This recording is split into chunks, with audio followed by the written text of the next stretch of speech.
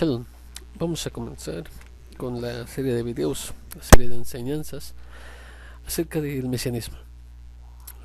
Necesitamos, sobre todo los que venimos de las naciones, venimos impregnados de alguna de las creencias, de las filosofías, dogmas, en fin, es una traemos todavía aquello de lo que fuimos instruidos, que en ese momento creíamos que era verdad.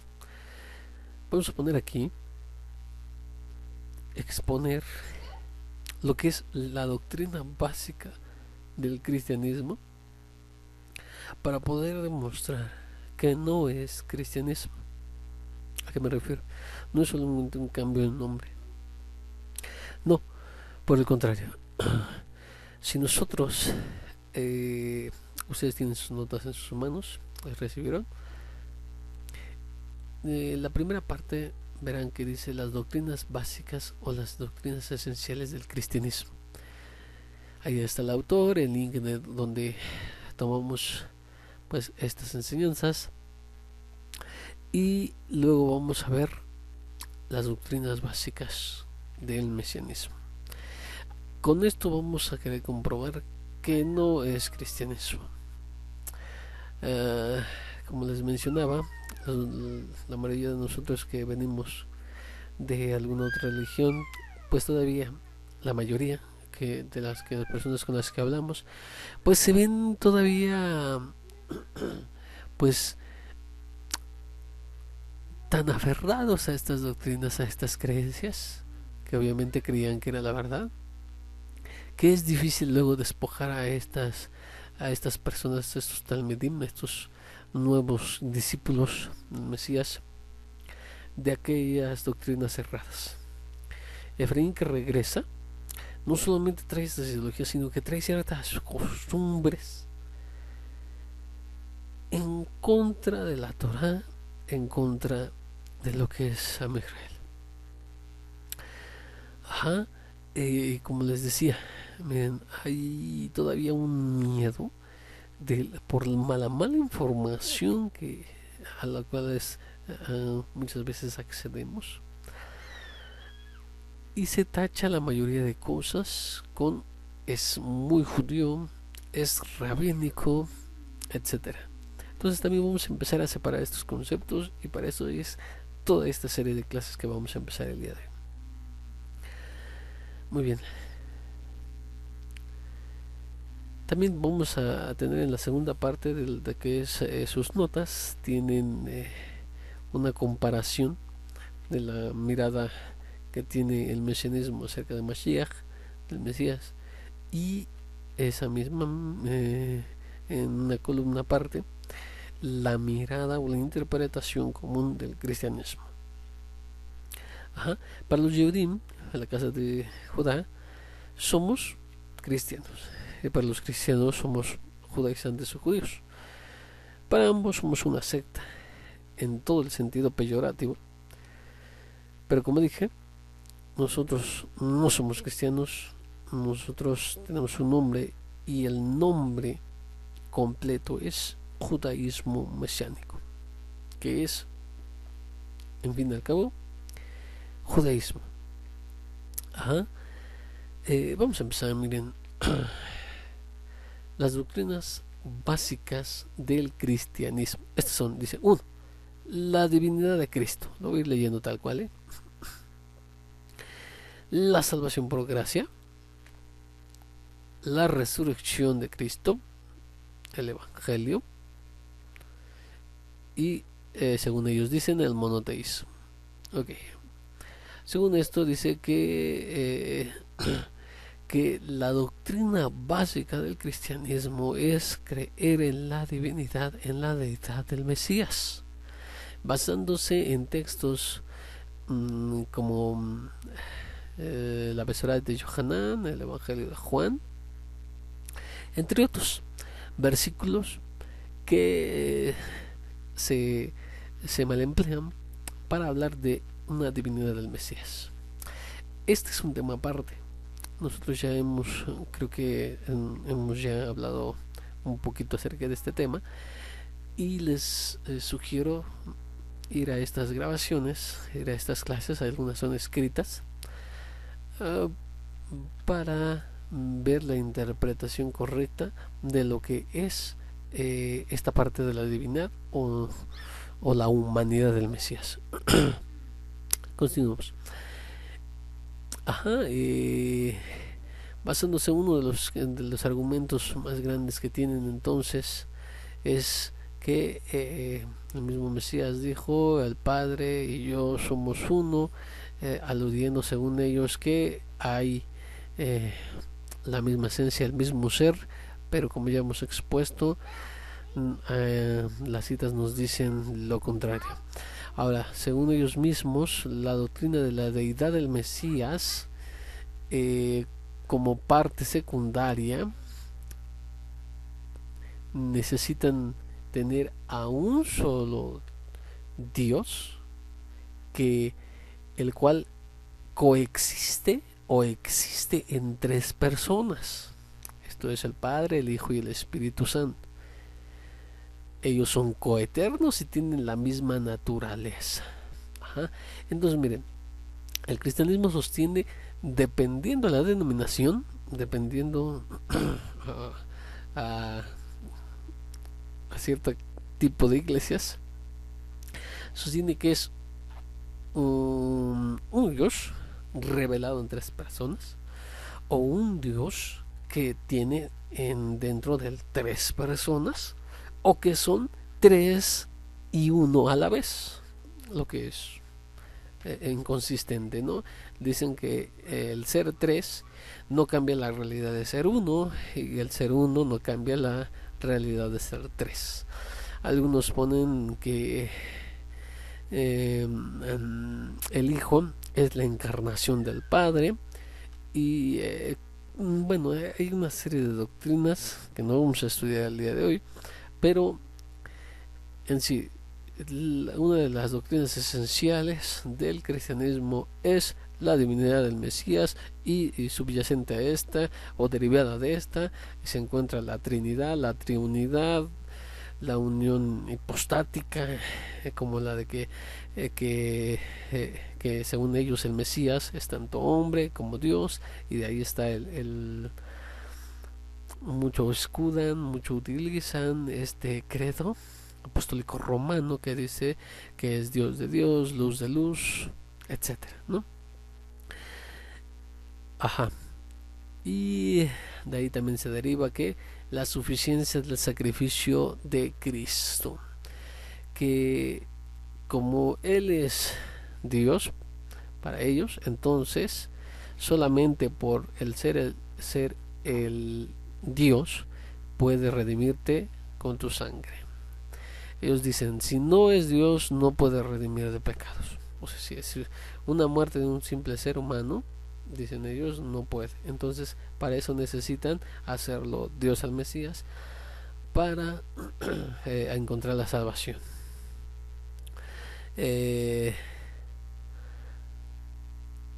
Y aquí hay varias dificultades, ya le hemos hecho notar, lo vamos a hacer notar un poquito más adelante. Continuamos. Dicen que como Dios en su parte divina, que eso es lo que no entiendo, pues cómo puede ser divino y humano a la vez, o dicen 100% divino, 100% humano. No tenía que ser 50 y 50 o algo así, pero ellos, bueno, lo ponen como Dios, es un solo sacrificio perfecto para limpiar todos los pecados, pero como hombre tiene que ser hombre para que pueda sacrificarse por el hombre. Ok, y aquí tenemos ¿cómo explican todo esto? Bien, el Evangelio. Uno de los puntos más importantes del cristianismo es defender el Evangelio. Y para esto citan, por ejemplo, la primera carta a los Corintios, capítulo 15, versículo 1 al 4, donde dice, estoy leyendo, aquí lo tienen en sus notas, dice: además os declaro, hermanos, el Evangelio que os he predicado, el cual también recibiste, en el cual también perseveráis, por el cual asimismo, si retenéis la palabra que os he predicado, sois salvos, si no creísteis en vano.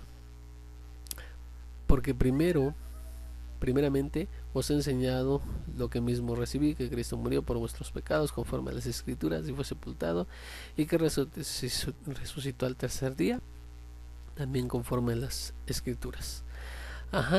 Aquí dicen que Cristo es Dios encarnado, y dan unas citas que la salvación se recibe por fe. Esto es lo que debe contener el Evangelio. Es decir, para ellos el Evangelio debe de contener inicialmente que Cristo es el Dios encarnado, y que la salvación viene enteramente por fe y es por gracia. Y que también deben tener un monoteísmo. Según ellos, creen en lo que dice Shemot, Éxodo 23, Isaías 43 días, entre otras citas, donde dice: no tendrás dioses ajenos delante de mí. Pero a la vez, como ya hemos hecho notar, creen en una cierta división en la deidad, o que son uno y a la vez son tres.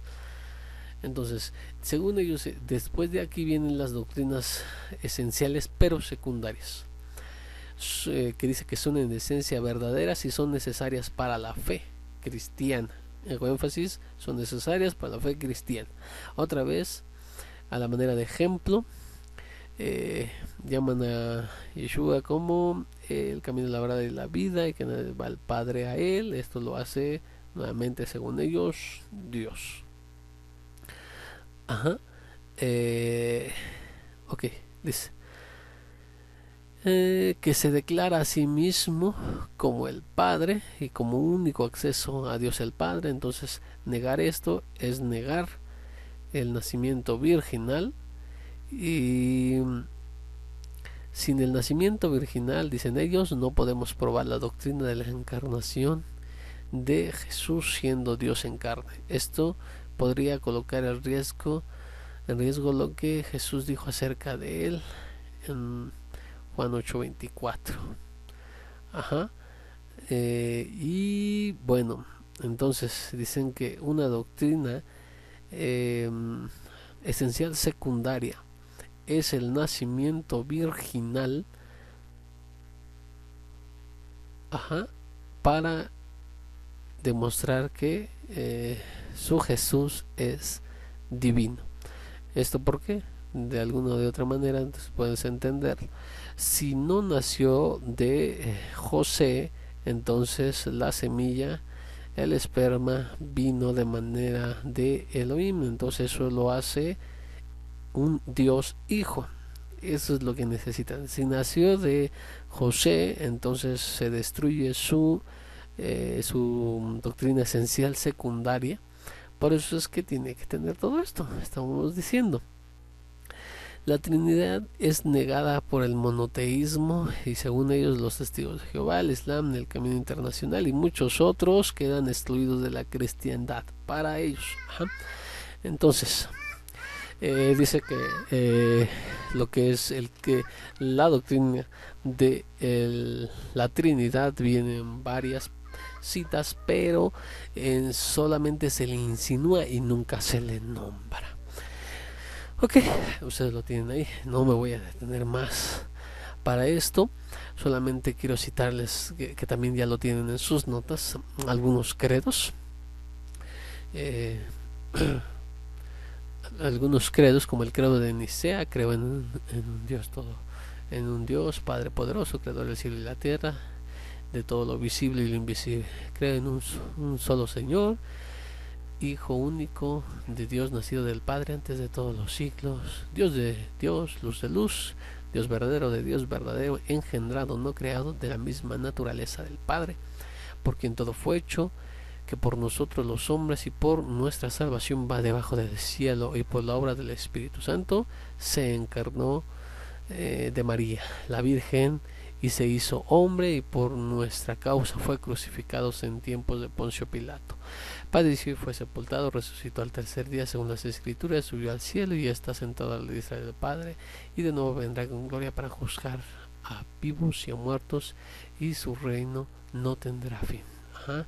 Creo en el Espíritu Santo, Señor y dador de vida, que procede del Padre y del Hijo, que con el Padre y el Hijo recibe una misma adoración y gloria, y que habló por los profetas. Creo en la Iglesia, que es una santa, católica y apostólica. Confieso que hay un solo bautismo para el perdón de los pecados. Espero la resurrección de los muertos y la vida del mundo futuro. Amén. Entonces, los que creen en que Jesús es Dios de Dios, Dios verdadero, luz de luz, engendrar y no creado, tienen que también creer, como ahí bien dice el credo, en la Santa Madre Iglesia Católica Apostólica Romana.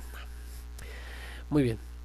Bueno, creo que ya hemos tomado suficiente tiempo para esto, pero nosotros, mesiánicos, tenemos como doctrinas básicas las siguientes. También están en sus notas. Estas son una forma resumida, una forma corta de lo que explica el Rambam, Rabbi Moshe ben Maimon, en como yo creo. Esto es en forma resumida. Los que tengan el material pueden consultarlo. Él explica un poquito más a detalle. No nos meteremos en el día de hoy para esto, solamente las iremos mencionando. Decimos: 1. Que el Creador, alabado sea su nombre, creó y dirige el mundo. Él únicamente lo hizo, hace y hará todos los hechos. Como primero, Él creó y dirige el mundo. El únicamente Él hizo y hace y hará todos los hechos. 2. Que el Creador, alabado su nombre, no es corporal, no lo alcanzan las influencias corporales y nada puede compararse a Él. Punto número 3. Que el Creador no posee cuerpo ni forma alguna. 4. Que el Creador, alabado sea su nombre, Él es el principio y la eternidad. 5. Que el Creador, alabado su nombre, es digno de hacerle tefilá y no hay a quien pueda pedir fuera de Él. Esto es importantísimo. Que el Creador, solamente al Padre se le hace tefilá. Y como hemos ya mencionado antes, el cristianismo ora al Hijo, ora al Espíritu Santo, y en otros tipos de cristianismo se le ora incluso a muchos más, ¿no? Por ejemplo, el catolicismo se le ora a la Virgen María y etcétera. Entonces nosotros negamos esto y solamente se hace tefilá, se le hace la plegaria, la oración, la petición al Creador, bendito sea su nombre. Punto 6. Que todas las palabras de nuestros profetas son verdad. Sí, esto es importantísimo también. Muchos el cristianismo tiene como una de sus bases, lo que sería doctrina básica, es que el Nuevo Testamento, para ellos el Nuevo Testamento es superior, mejor en promesas, y por tanto el antiguo, que es el Tanaj, la Torah y todo eso, está caducado, viejo, o que su autoridad es mucho menor que a cualquier cita del Nuevo Testamento. Para nosotros no, que todas las palabras de nuestros profetas son verdad. Punto número 6. La Torah es la base de toda fe, es decir, es la única palabra de Elohim revelado hacia el ser humano. Y el Tanaj, posteriormente los profetas que hablaron en su nombre. 7. Que la profecía de Moshe Rabbeinu, nuestro maestro, es verídica y él fue el padre de los profetas de todos los tiempos. La superioridad de Moisés por sobre todos los profetas, una de las cuales usted puede ver es que no en todo tiempo profetizaban o cuando querían, pero Moshe tenía acceso a la presencia divina en cualquier momento. Dice el punto número 8, que la Torah que tenemos es la misma que fue entregada a Moshe en Arsinai, Moshe Rabbeinu. Confiamos enteramente que la Torah que tenemos es la misma que fue entregada a Moshe.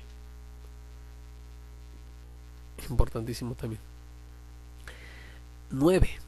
Que la Torah no será cambiada y no habrá otra del Todopoderoso.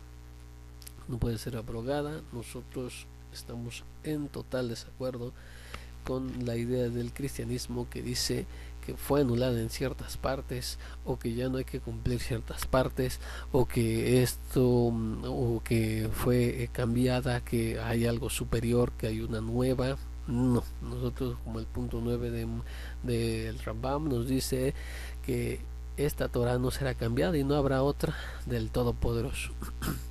Punto 10. Que el Creador, alabado sea su nombre, sabe todo lo que la persona hace y conoce todos sus pensamientos. 11. Que el Creador, alabado sea su nombre, recompensa con bien a los que cumplen sus mandamientos, las mismot, y castiga a los que transgreden sus preceptos. Punto 11. 12. Que el Mashiach vendrá y aunque se demore, esperaremos cada día su llegada. Punto 13. Que los muertos van a resucitar cuando sea la voluntad del Todopoderoso, alabado sea su nombre. Esos son los 13 puntos básicos de la fe del judaísmo. Y el judaísmo mesiánico es precisamente esto. Entonces, ¿cómo podemos definir el mesianismo? Bueno, si de alguna manera se nos permite, es judaísmo más el reconocimiento del Rabbi Yeshua ben Yosef como el Mashiach prometido de Israel. Nosotros, el judaísmo mesiánico, se declara judaísmo. ¿Por qué? Porque cree en las doctrinas básicas. Por supuesto creemos en mucho más, ¿no? Pero de alguna manera estamos haciendo comparación entre lo que es la doctrina básica cristiana y la doctrina básica judía, y como vemos, rechazamos y nos deslindamos de toda congregación, de todos los que se hagan llamar mesiánicos y sigan las doctrinas básicas del cristianismo. El judaísmo se basa en que es judaísmo más el reconocimiento de Yeshua ben Yosef, conocido allá afuera como Yeshua hijo de José, como el Mesías prometido de Israel. Entonces tenemos que para nosotros la Torah es nuestra máxima autoridad. El Tanaj, compaginándolo, nosotros también lo compaginamos con los escritos de los primeros discípulos desde la perspectiva hebrea. Es que es la única perspectiva, pero no es palabra de Elohim. Lo que llaman el Nuevo Testamento, el Brit Hadashah, para nosotros no es palabra infalible. Es más, no tenemos constancia o seguridad que esto haya sido, cada uno de estos haya sido entregado por los discípulos, los primeros discípulos. Este es un tema muy largo, no lo podemos tratar aquí y lo trataremos de manera separada para hacer notar esto. Muy bien, entonces, una de las cosas que debemos tomar en cuenta es lo siguiente: lo que está escrito en la Besorá de Yohanan, mal conocido como Evangelio de Juan, capítulo 4, versículo 22, donde dice, está hablando Yeshua Mashiach con la mujer proveniente de Shomron, Samaria. Ustedes no saben lo que están adorando. Ustedes. Nosotros, los judíos, adoramos lo que conocemos, porque la salvación viene de los judíos. ¿Ves así? Shomron, la casa de Israel, con su capital en Samaria, Shomron, se mezcló, se fue mezclando, se asimiló en cierta manera y tenía ya un culto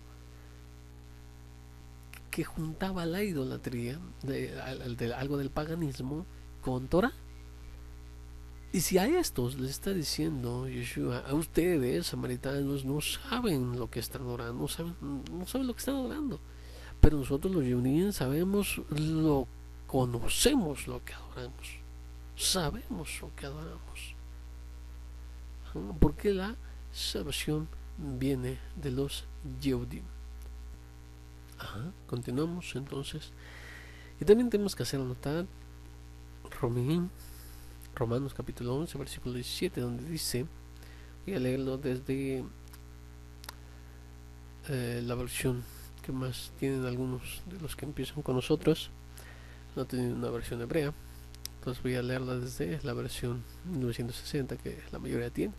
Pues si alguno de las ramas fueron desgajadas y tú, siendo olivo silvestre, has sido injertado entre ellas y has sido hecho partícipe de la raíz y de la rica savia del olivo,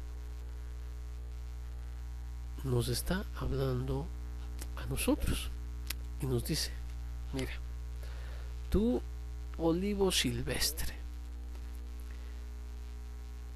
ya hemos hablado un poquito de esto y algunos tratan de demostrar que la raíz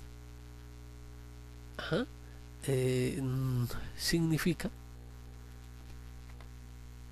muchas otras cosas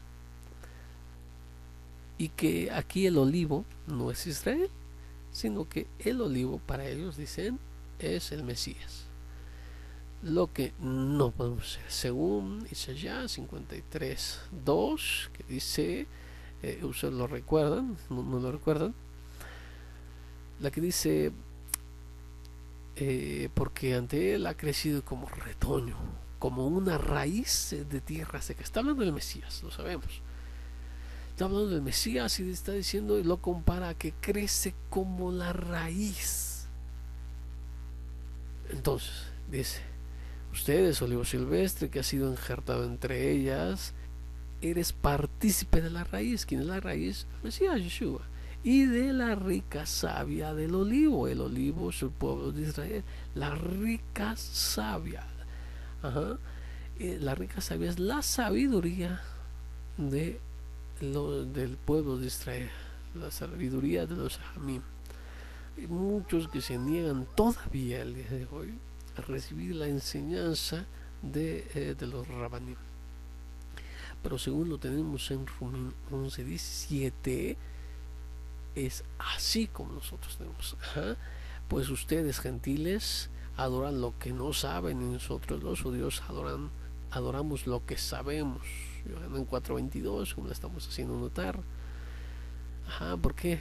Acuérdese también, nos decían los primeros discípulos, porque de ellos es la adopción, la gloria, el pacto, la ley, el culto y las promesas. El culto, el servicio, la boda es de ellos. ¿Cómo se debe adorar? ¿Cuál es la forma correcta de adoración? Hay que ver a los judíos. No hay más. Pues desde la versión que les estamos diciendo, la versión común que todos tienen, en Devarim 12:30, Deuteronomio 12:30, dice, guárdate que no tropieces yendo en pos de las naciones gentiles, no preguntes acerca de sus dioses, diciendo, de la manera en que servían o que adoraban a aquellas naciones a sus dioses, yo también les serviré. Para no entrar en detalles, las formas de adoración gentil son erróneas, las formas de adoración de Israel correctas. Pues también se nos dice, por ejemplo, en Tehillim 147, se han manifestado sus palabras a Jacob, sus estatutos y sus juicios a Israel. No ha hecho así con ninguna de las otras naciones. Eso excluye a todos los gentiles, y en cuanto a sus juicios, no lo conocieron. Aleluya. Volviendo volviendo a nosotros. Entonces, lo que decíamos, al rechazar las doctrinas básicas del cristianismo, nos excluimos del cristianismo y de cualquiera otra de sus ramas, como aquellos que buscan llevar al cristianismo a los Yehudim, como son judíos para Jesús, y otras que tienen el mismo propósito. Son cristianos enteramente y tratan de llevar el cristianismo hacia el pueblo de Israel.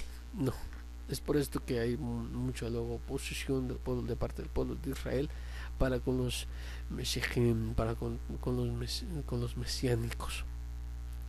Y como llevamos como doctrinas básicas las que ya hemos mencionado y están por cierto en sus copias.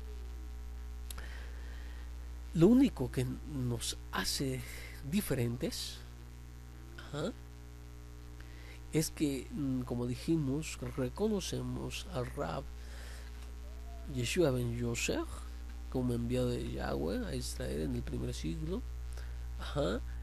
como el Mesías, como Mashiach, y todo esto desde la vista original, desde la perspectiva original, que es la hebrea, dejando fuera, debo hacer mucho énfasis en esto, a la distorsión del Cristo griego, de los cristianos.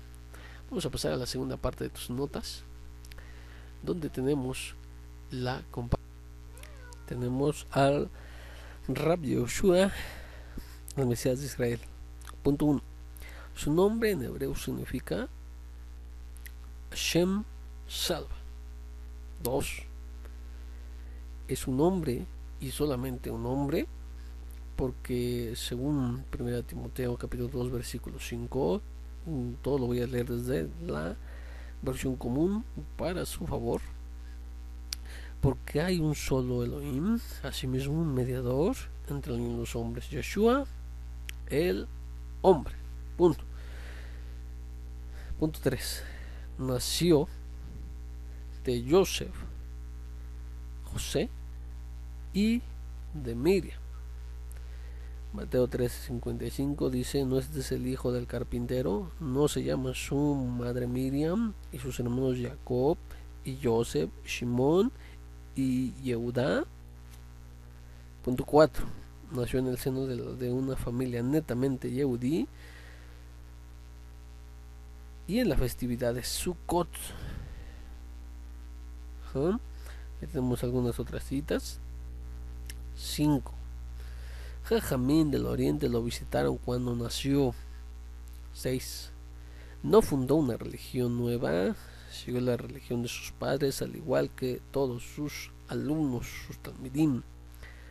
Como bien lo dice el mismo Shaul en Hechos 24:14, dice: esto empero te confieso, que conforme a aquel camino que llaman herejía, así sirvo al Elohim de mis padres, creyendo todas las cosas que están en la Torah y en los profetas. 7. Con él comenzó el movimiento de restauración de Israel. Hechos 1:6 le pregunta a Kefá, conocido mejor por algunos como Pedro. Entonces los que se juntaron preguntándole, dijeron: Señor, ¿a dónde restaurarás el reino de Israel en este tiempo? Había comenzado con él y querían saber esto. Y como dice también más adelante, el cual de cierto es menester que el cielo lo tenga hasta los tiempos de la restauración de todas las cosas, que habló Elohim por la boca de sus santos profetas, que han sido desde el siglo. 8. No creó una congregación, no creó la iglesia en el siglo I, como se creen, porque este ya existía desde el monte Sinai, el Har Sinai. Se congregó en esa congregación, en esa cajal que había sido formada desde atrás, como dice Lucas capítulo 4 versículo 16, y vino a Nazaret donde había sido criado y entró conforme a su costumbre en el día de Shabbat al Bet Knesset, a la sinagoga, y se levantó a leer. 9. A través de él ninguna ordenanza, ninguna mitzvah del Eterno es cambiada ni abolida, nada. Matitias 5:17 dice: no penséis que he venido para abrogar la Torah y los profetas. No he venido para abrogar, sino para cumplir. Punto 10. Enseñó que quien viva sin la Torah será desechado en la era por venir. ¿Ah?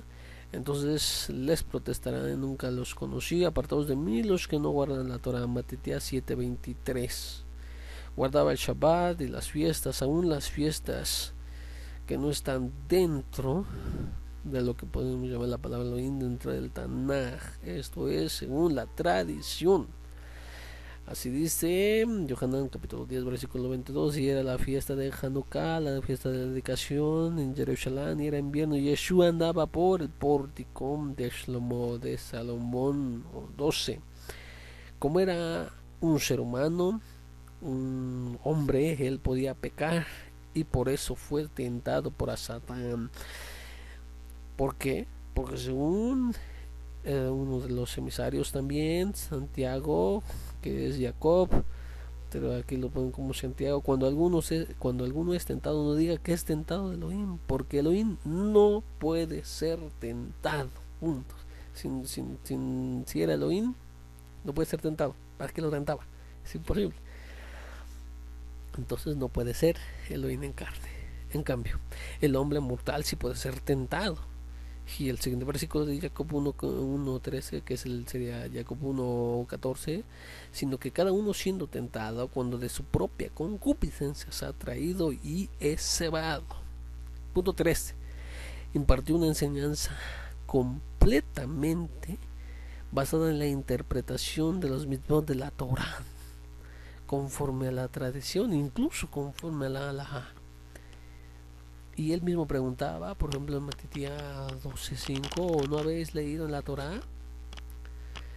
Y por ejemplo Marcos 10 del 17 al 19, al salir él por seguir su camino, vino uno corriendo, se hincó de rodillas delante de él y le preguntó: maestro bueno, ¿qué haré para tener la vida eterna?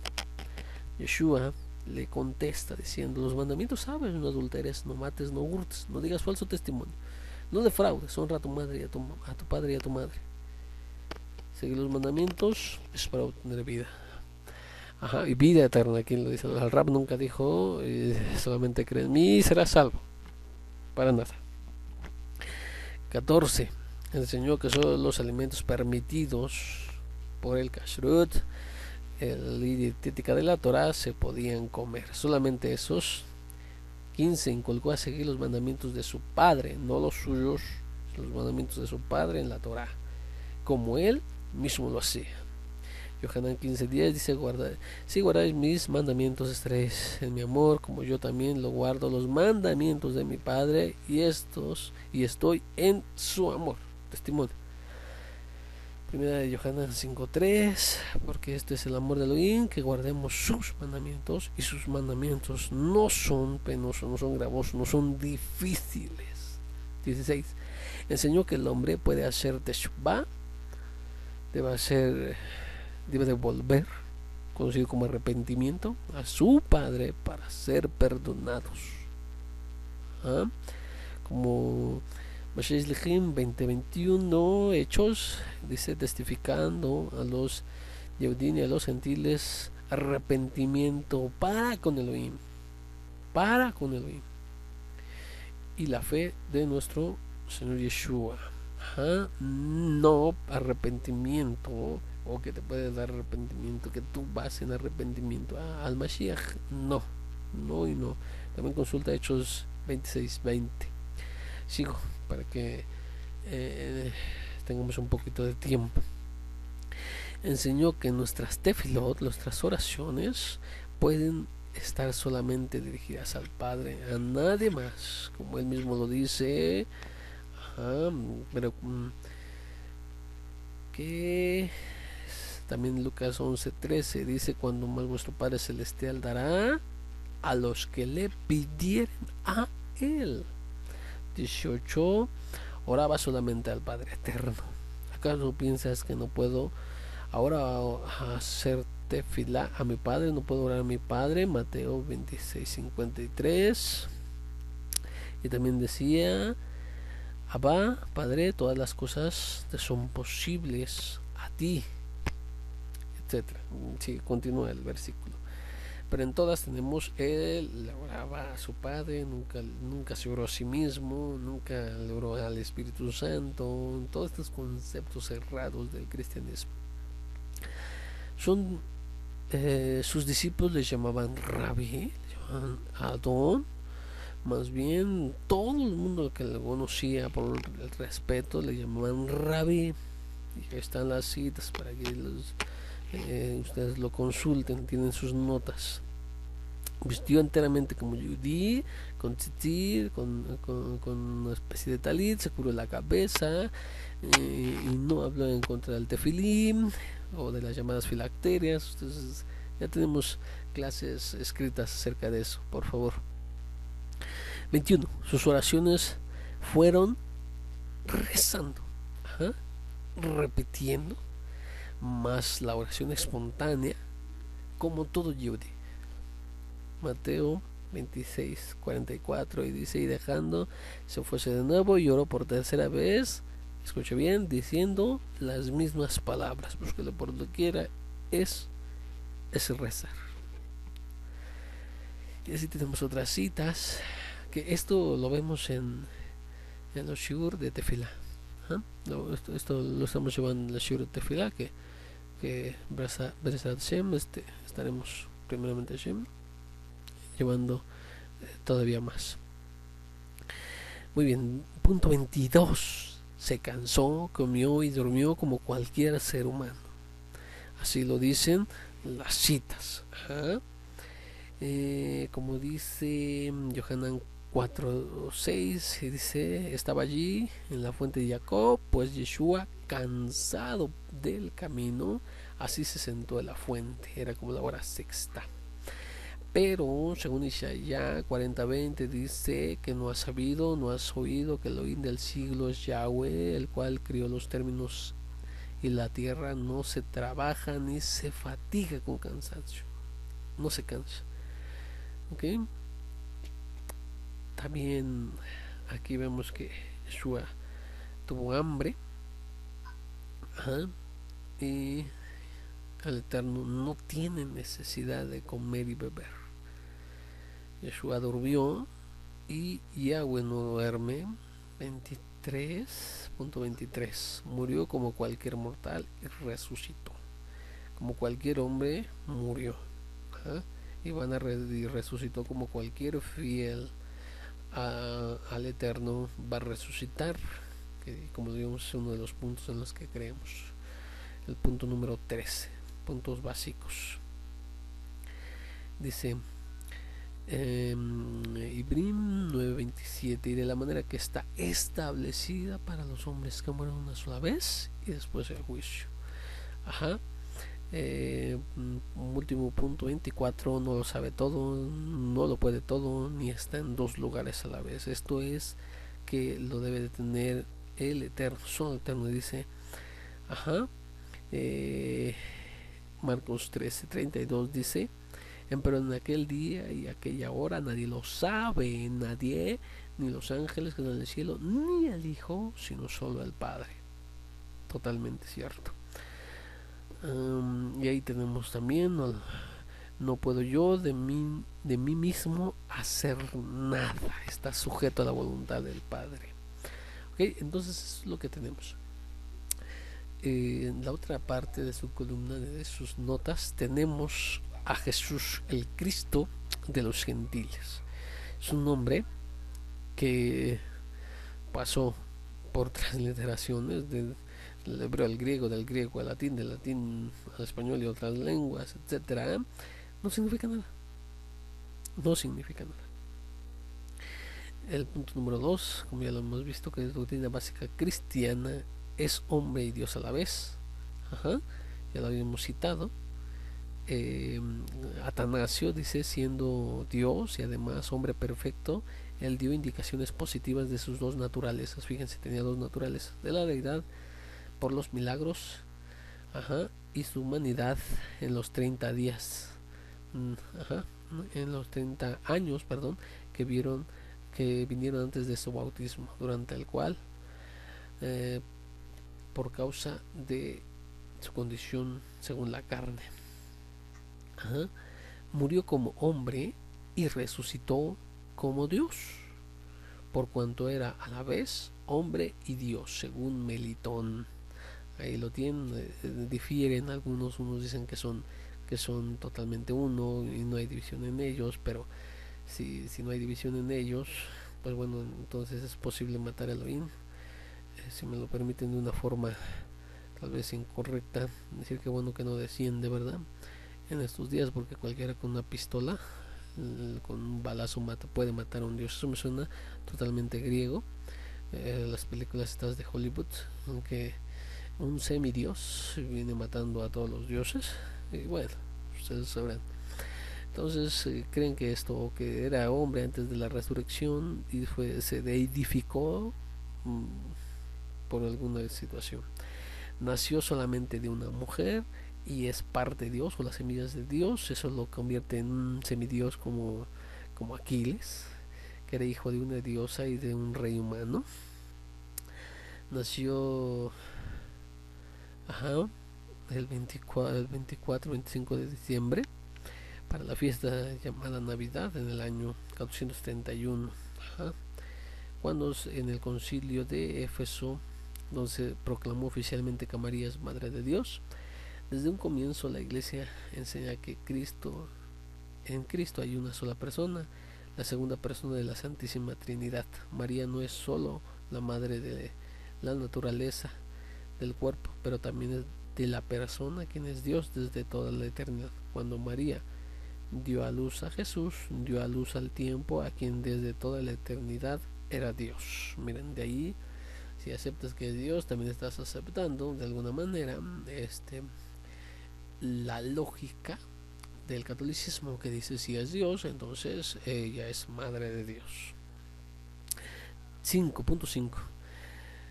Tres reyes magos lo vinieron a visitar cuando él nació. 6. Fundó la religión cristiana, que se hizo la religión oficial del imperio. Punto 7. Con él comenzó la dispensación de la gracia, o la era cristiana, o la edad de la iglesia, y muchas otras cosas, ¿no? Conocidas con otros nombres, pero básicamente la misma idea. Punto 8. Creó y fundó una organización llamada Iglesia, que nació días después de su muerte y de su resurrección en el día de Pentecostés. Ahí, según ellos, nació la Iglesia. Con 9.9. Con él los mandamientos cambian o declaran anulada completamente la Torah. Ajá. O otros dicen que impone sus propios mandamientos. Ajá. Según Martín Lutero en su comentario a Gálatas, dice: la ley, la Torah, nos da problemas a todos. Melitón dice: y la solemnidad de la Pascua y la letra de la ley han cedido su lugar a Cristo Jesús. 10.10. Enseñó que los que hagan maldad serán desechados en el tiempo del fin. 11. Permite que sus seguidores guarden el domingo o el día que les plazca, el día que ellos elijan para reunirse. Permite que las fiestas del Eterno sean ignoradas o sean reemplazadas por nuevas fiestas de origen gentil, de origen pagano. Punto número 12. Él no podía pecar porque era divino. Ajá, eso es lo que dice algunos. 13. El fin de la ley es Cristo. Ajá.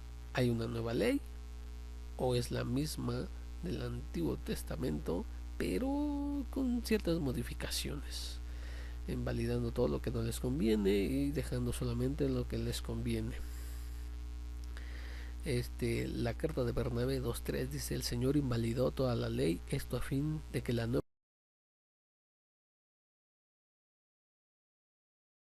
nueva nueva ley de nuestro Señor Jesucristo, etcétera, etcétera.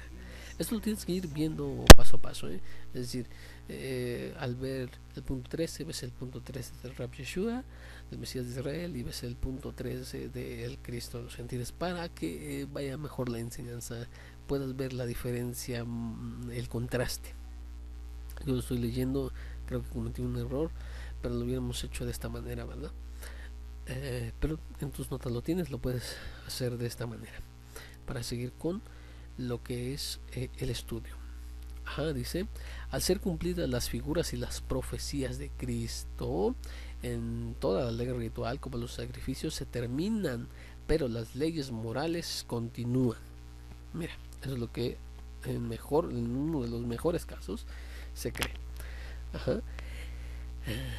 Punto 14, enseñó que todo se puede comer ahora. Solamente lo que tienes que hacer es orar por estos alimentos y se convierten en puros.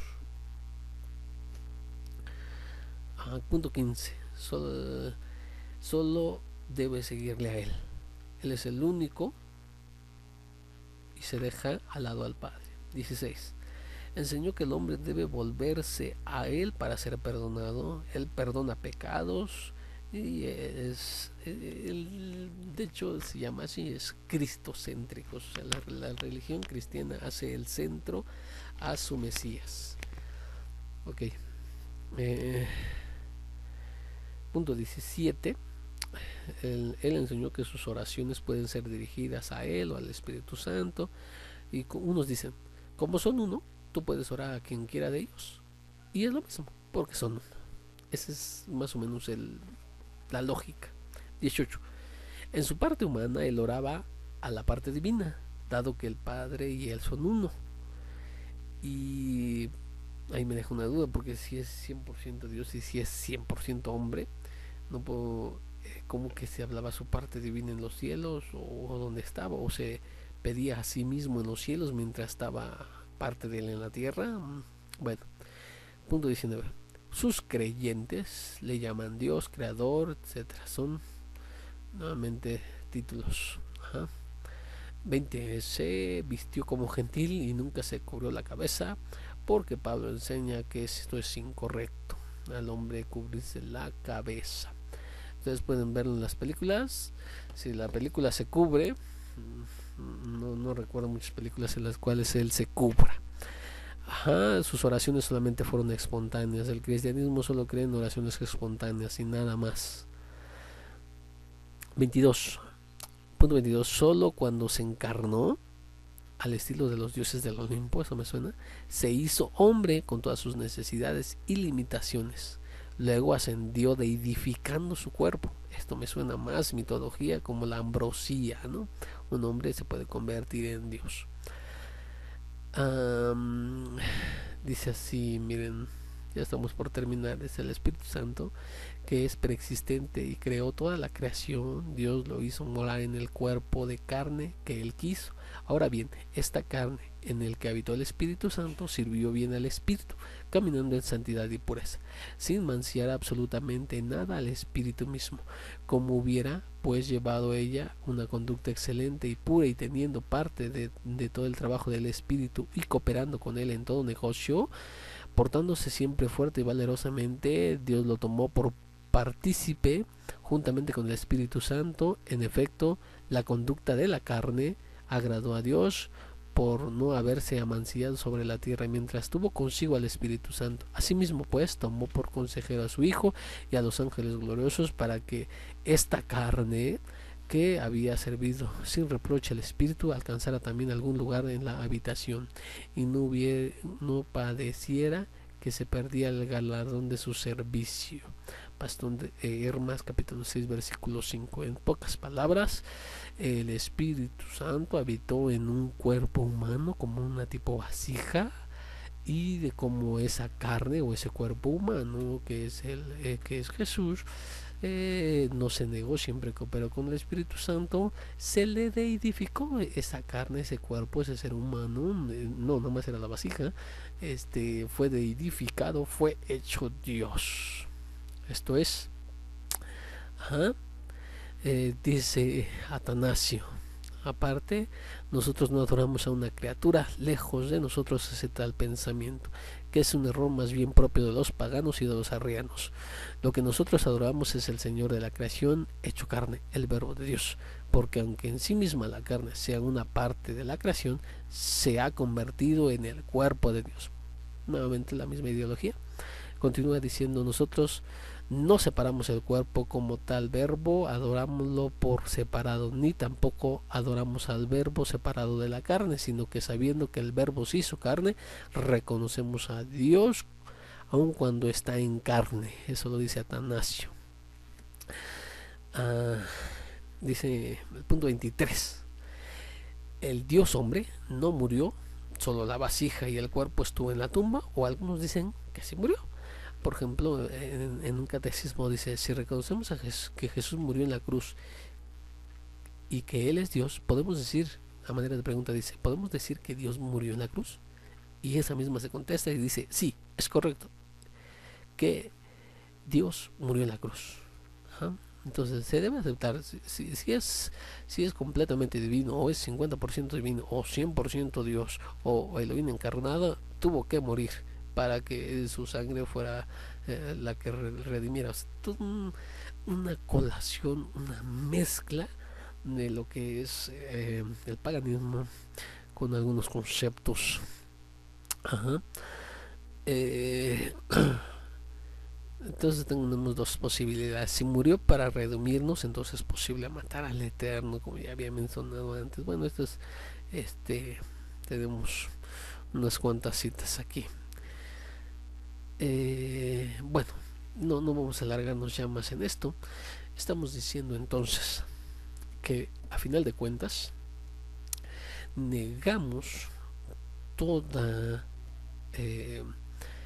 doctrina básica del cristianismo, lo que nos separa rotundamente del cristianismo. Y tenemos en cuenta que como judaísmo mesiánico seguimos las doctrinas básicas del judaísmo, que también ya las vimos en este momento, están en tus notas, lo puedes repasar y estaremos teniendo más clases acerca de esto.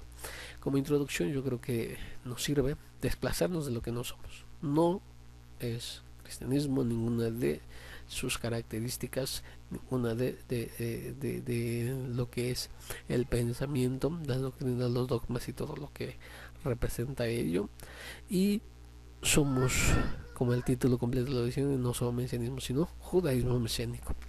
Bueno, pero sí.